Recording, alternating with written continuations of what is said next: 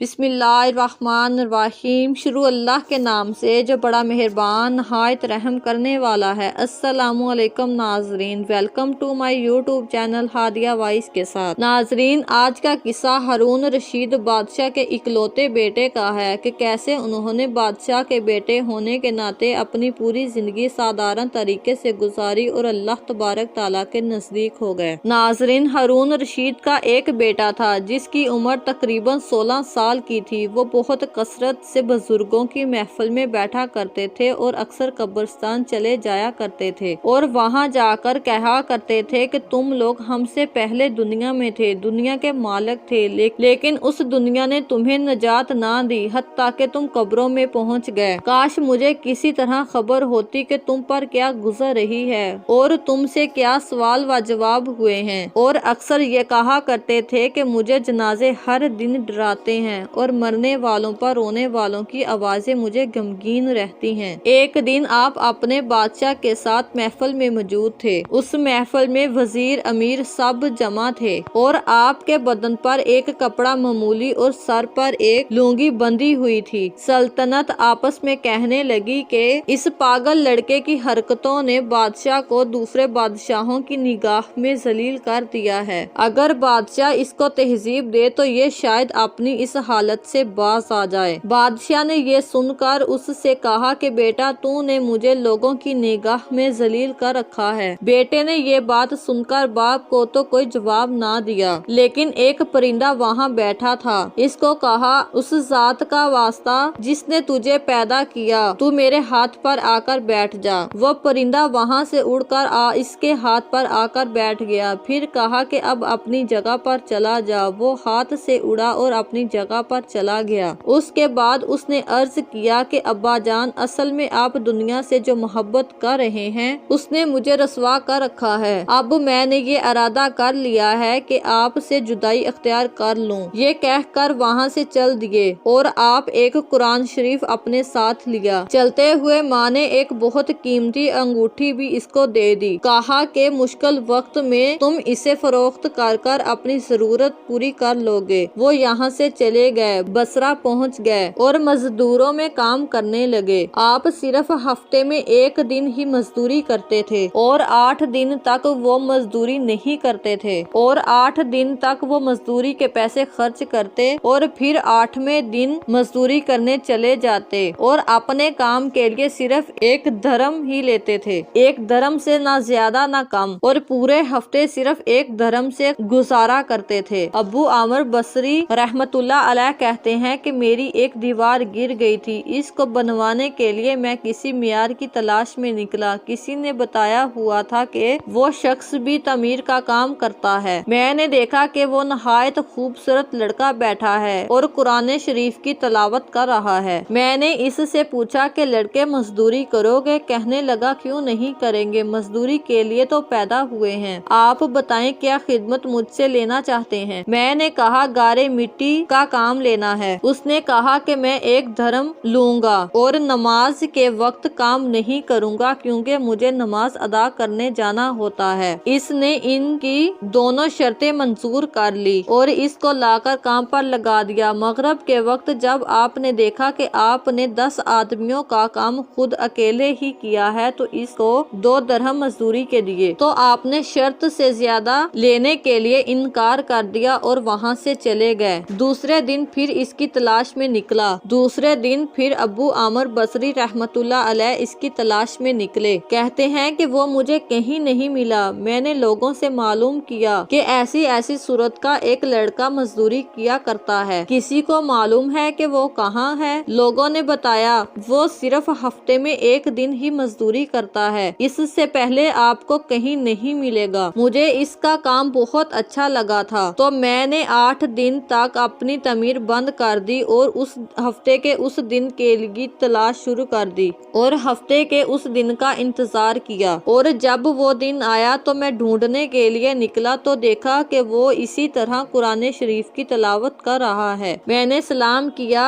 اور مزدوری کرنے کا پوچھا۔ اس نے وہی پہلی 2 شرطیں بیان کی، میں نے منظور کر لی۔ وہ میرے ساتھ آ کر کام میں لگ گیا۔ مجھے اس پر حیرت ہو رہی تھی کہ پچھلی بار اس نے اکیلے 10 آدمی آدمیوں کا کام کیسے کر لیا، اس لیے میں اس مرتبہ کسی ایسی جگہ چھپ کر اسے دیکھ رہا تھا کہ یہ کام کیسے کرتا ہے۔ تو یہ منظر دیکھ کر میں حیران رہ گیا کہ وہ ہاتھ میں گارا لے کر دیوار پر ڈالتا ہے اور پتھر اپنے آپ ہی ایک دوسرے کے ساتھ جڑتے چلے جاتے ہیں۔ مجھے یقین ہو گیا کہ یہ کوئی اللہ کا ولی ہے اور اللہ کے اولیاء کے کاموں کی غیب سے مدد ہوتی ہے۔ جب شام ہوئی تو میں نے اس کو 3 درہم دیے۔ اس نے لینے سے انکار کر دیا کہ اتنے درہم میں کیا کروں گا۔ وہ 1 درہم ہی لے کر چلا گیا۔ میں نے پھر 1 ہفتہ اس کا انتظار کیا اور تیسرے ہفتے اس کو تلاش میں نکل گیا۔ وہ مجھے نہ ملا۔ میں نے لوگوں سے معلوم کیا، ایک ایسا شخص ملا جس نے بتایا کہ وہ 3 دن سے بیمار فلاں ویران جنگل میں پڑا ہے۔ میں نے اس شخص سے درخواست کی کہ وہ مجھے اس ویران جنگل میں پہنچا دے، لہٰذا وہ شخص مان گیا اور مجھے لے کر اس ویران جنگل میں آ گیا۔ تو وہاں جا کر میں نے کیا دیکھا کہ وہ بے ہوش پڑا ہے، آدھی اینٹ کا ٹکڑا سر کے نیچے رکھا ہوا ہے۔ میں نے اس کو سلام کیا، اس نے جواب نہ دیا۔ میں نے دوسری مرتبہ سلام کیا، اس نے آنکھ کھولی اور مجھے پہچان لیا۔ میں نے جلدی سے اس کا سر اینٹ سے اٹھایا اور اپنی گود میں رکھ لیا۔ اس نے سر ہٹا لیا اور کہا، میرے دوست، دنیا کی نعمتوں سے دھوکے میں نہ پڑ،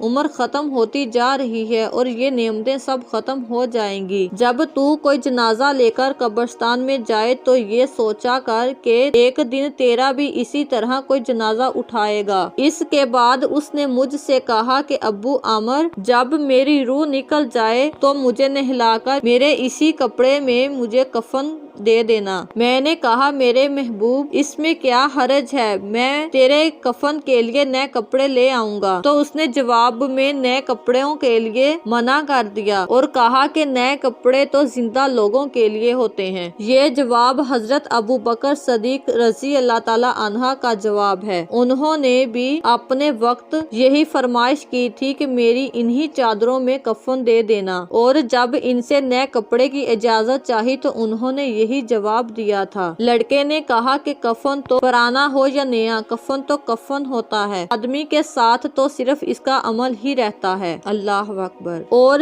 یہ جو میری لنگی اور لوٹا قبر کھودنے والے کو مزدوری دے دینا، اور یہ انگوٹھی اور قرآن شریف ہارون رشید بادشاہ تک پہنچا دینا، اور اس بات کا خیال رکھنا کہ آپ خود ہی ان کے ہاتھ میں دینا اور کہہ دینا کہ ایک پردیسی لڑکے کی میرے پاس امانت ہے اور وہ آپ سے یہ کہہ گیا ہے کہ ایسا نہ ہو کہ دھوکے کے حالات میں آپ کو موت آ جائے۔ یہ کہتے ہی اس کی روح نکل گئی۔ اس وقت مجھے معلوم ہوا کہ یہ لڑکا شہزادہ تھا۔ اس کے انتقال کے بعد اس کی وصیت کے مطابق اس کو دفن کر دیا اور اس کی دونوں چیزیں قبر کھودنے والے مزدور کو دے دی، اور قرآن پاک اور انگوٹھی لے کر بغداد پہنچا تو کیا دیکھا کہ بادشاہ کی سواری نکل رہی تھی۔ میں ایک اونچی جگہ کھڑا ہوا اور میں نے زور سے بادشاہ کو آواز دی۔ میری آواز پر انہوں نے مجھے دیکھا تو میں نے جلدی سے آگے بڑھ کر کہا، میرے پاس آپ ایک پردیسی لڑکے کی امانت ہے جس نے مجھے یہ وصیت کی تھی کہ یہ دونوں چیزیں آپ تک پہنچا دوں۔ بادشاہ نے ان دونوں چیزوں کو پہچان لیا اور سر جھکایا، اور پھر اپنے ایک غلام سے فرمایا، اس آدمی کو اپنے ساتھ رکھو جب تک میں واپس نہ آ جاؤں، تو تم میری واپسی پر اس کو میرے سامنے پیش کرنا۔ جب بادشاہ سواری سے واپس آیا تو غلام نے ان کو آپ کے سامنے پیش کیا۔ بادشاہ اس وقت تنہا بیٹھے تھے۔ مجھ سے فرمایا کہ کیا تم میرے بیٹے کو جانتے تھے؟ میں نے کہا، جی ہاں، میں اس کو جانتا تھا۔ کہنے لگے کہ وہ کیا کام کرتا تھا؟ میں نے کہا کہ گارے مٹی کی مزدوری کیا کرتا تھا۔ کہنے لگے، تم نے بھی مزدوری پر کوئی کام لیا تھا؟ میں نے کہا، جی ہاں، میں نے اس سے کام کروایا تھا۔ تو بادشاہ کہنے لگا، کیا تم کو خیال نہیں آیا کہ یہ کس کا بیٹا ہے؟ میں نے کہا، بادشاہ سلامت، میں معذرت چاہتا ہوں کہ مجھے علم نہیں تھا کہ یہ کون ہے، مجھے اس کے انتقال کے وقت پتہ لگا۔ تو بادشاہ کہنے لگا کہ تم نے اپنے ہاتھ سے اس کو غسل دیا؟ میں نے کہا، جی ہاں۔ کہنے لگا، اپنا ہاتھ لاؤ۔ میرا ہاتھ لے کر اپنے سینے پر رکھ دیا اور چند شعر پڑھے جن کا ترجمہ तर्जमा ये है, ऐ वो मुसाफिर जिस पर मेरा दिल पागल रहा है और मेरी आंखें उस पर आंसू बहा रही हैं। ऐ वो शख्स जिसका मकान कब्र है लेकिन उसका गम मेरे करीब है। बेशक मौत हर अच्छे और बुरे इंसान को आनी है। वो मुसाफिर एक चांद का टुकड़ा था, यानी उसका चेहरा। वो खालिस चांदी की टहनी था, यानी इसका बदन। बस चांद का टुकड़ा भी कब्र में पहुंच गया और चांदनी की टहनी भी कब्र में पहुंच गई। इसके बाद हारून रशीद ने अपने बेटे की कब्र पर जाने का इरादा किया। अबू आमर रहमतुल्लाह अलैह ने के साथ ले जाने का फैसला किया। अपने बेटे की कब्र पर पहुंचते ही हारून रशीद बादशाह ने चंद शायर पढ़े, जिनका तर्जमा ये है, ऐ वो मुसाफिर जो अपने सफर से कभी भी ना लौटेगा, मौत ने कम उम्री में ही इसको उठा लिया। ऐ मेरी आंखों की ठंडक, तू मेरे दिल का चैन था। लंबी रातों में भी और मुख्तसर रातों में भी तूने मौत का वो प्याला पिया है जिसको अन करीब तेरा बुढ़ा बाप बुढ़ापे की हालत में पिएगा, बल्कि दुनिया का हर अमीर गरीब आदमी भी पिएगा, चाहे वो जंगल का रहने वाला हो या शहर का रहने वाला। मौत का मजा तो हर एक को चखना है। सब तारीफें अल्लाह ही के लिए हैं, जिसकी लिखी हुई तकदीर के ये करिश्मे हैं। अबू आमर रहमतुल्लाह अलैह कहते हैं कि इसके बाद जो रात आई, मैं अपने बिस्तर पर लेटा ही था कि मैंने ख्वाब में एक नूर का कबा देखा, जिसके ऊपर नूर ही नूर फैला हुआ था। इस नूर के ऊपर में से उस लड़के ने मुझे आवाज देकर कहा, अबू आमर, तुम्हें अल्लाह तबारक ताला अजर देगा, तुमने मेरी वसीयत को पूरा किया। मैंने उससे पूछा कि मेरे प्यारे दोस्त, तेरा क्या हाल गुजर रहा है? कहने लगा,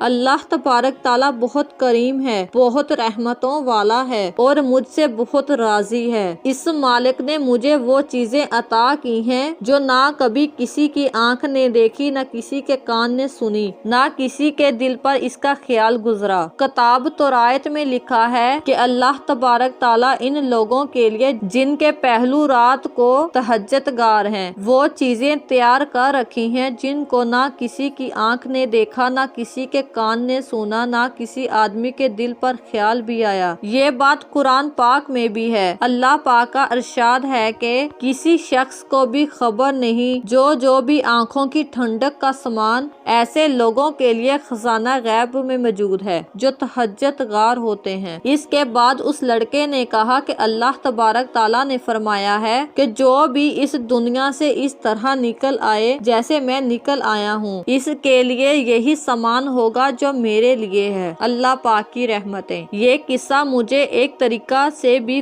पहुंचा। इसमें ये भी है कि किसी शख्स ने हारून रशीद बादशाह से इस लड़के के मुतालिक सवाल किया तो उन्होंने बताया कि मेरे बादशाह होने से पहले ये लड़का पैदा हुआ था। इसने बहुत अच्छी तरबियत पाई थी, कुरान पाक भी पढ़ा था, आलम भी था। जब मैं बादशाह बन गया तो ये मुझे छोड़कर चला गया। मेरी इस दुनिया से उसने कभी कोई राहत नहीं उठाई। चलते वक्त में मैंने इसकी माँ से कहा था कि ये अंगूठी इसे दे दे ताकि जरूरत के वक्त इसके काम आ सके। ये अंगूठी बहुत कीमती थी, मगर वो इस अंगूठी को भी काम में ना लाया। मरते वक्त भी मुझे वापस कर गया। ये लड़का अपनी माँ का बड़ा फर्माबरदार था। नाजरीन, अगर आपको हमारी आज की वीडियो पसंद आई हो तो हमारी वीडियो को लाइक और शेयर जरूर कीजिएगा। हमारी आइंदा इस तरह की वीडियो देखने के लिए हमारे चैनल को जरूर सब्सक्राइब करें। शुक्रिया।